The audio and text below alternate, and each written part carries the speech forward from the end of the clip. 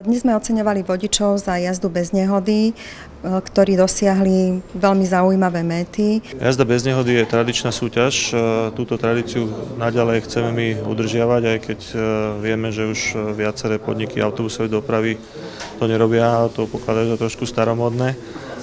Ale my si myslíme, že treba odmeniť a oceniť aj snahu, úsilie, či vodiča alebo ktoréhokoľvek zamestnanca, keď sa mu darí šetriť hodnoty, zdravie, životy a samozrejme aj nejaké materiálne hodnoty.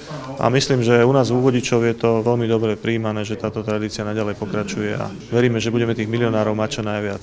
Oceňujeme prácu 3 vodičov, ktorým sa podarilo dosiahnuť metu 2 milióny kilometrov bez nehody.